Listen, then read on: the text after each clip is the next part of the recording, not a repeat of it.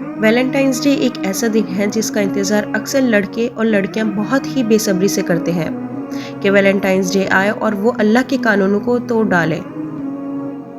بھلے ہی نیت یہ نہ رہتی ہو، کیونکہ بہت سے لوگ کم علمی کا بھی شکار ہوتے ہیں، جس کی ایک سب سے بڑی وجہ ہے صحیح علم دین سے دوری۔ لہٰذا جو معاشرے میں دیکھتے چلے جا رہے ہیں وہ کرتے جا رہے ہیں، چاہے انجام کچھ بھی ہو، اس کی پرواہ بھی نہیں رہتی۔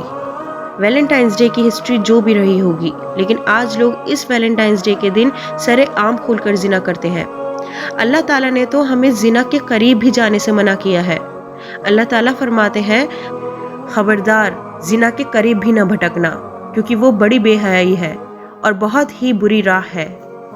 زناکاری، بے حیائی، یہ سب تو عیسائیوں اور یہودیوں میں ہے، اور یہ ویلنٹائنس ڈے بھی یہودیوں کا فیسٹیول ہے جس میں کھل کر بدکاری اور بے حیائی کری جاتی ہے۔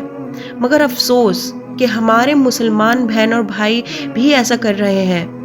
ہمارے نبی صلی اللہ علیہ وسلم نے تو یہودیوں اور عیسائیوں کی کاپی کرنے کو بھی منع کیا ہے۔ رسول اللہ صلی اللہ علیہ وسلم نے فرمایا، جو شخص جس قوم کی مشابہت اختیار کرے گا وہ انہی میں سے ہوگا۔ ویلنٹائنس ڈے کے دن صرف اور صرف اللہ کے بنائے قانونوں کو بے دردی سے توڑا جاتا ہے، جو کہ وہ مسلمان کے لیے بہت ہی شرمناک کی بات ہونی چاہیے۔ آج لوگ بے حیائی میں اتنا ڈوب چکے ہیں کہ دیکھ کر کوئی نہیں پہچان سکتا کہ کون مسلمان ہے اور کون کافر، جبکہ اللہ نے مسلمان کی ایک الگ پہچان دی ہے۔ اگر ایک شخص مسلمان لفظ کے تقاضوں کو پورا کرنے لگے تو وہ سب سے الگ دکھے گا۔ آئیے دیکھتے ہیں کہ ان بے حیائی پھیلانے والوں کے لیے اللہ تعالیٰ کیا فرما رہے ہیں۔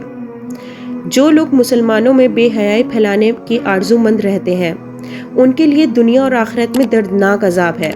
اللہ سب کچھ جانتا ہے اور تم کچھ بھی نہیں جانتے۔ کیا یہ آیت کافی نہیں دلوں میں خوف بھرنے کے لیے کہ وہ دردناک عذاب کب اور کہاں آ پکڑے اور دنیا میں ذلت کا سبب بنے؟ یاد رکھو مسلمانوں، اللہ کا وعدہ سچا ہے، اس کا عذاب کہیں بھی اور کبھی بھی آ پکڑ سکتا ہے، اور یہ دنیا اور آخرت دونوں میں رسوا کرے گا۔ اور جو لوگ صحیح راہ بتا دینے کے بعد بھی نہیں مانتے، ان کا انجام اللہ تعالیٰ نے کچھ اس طرح بیان کیا ہے۔ اگر تم باوجود تمہارے پاس دلیلیں آ جانے کے بعد بھی پھسل جاؤ تو جان لو کہ اللہ تعالیٰ غلبہ والا اور حکمت والا ہے۔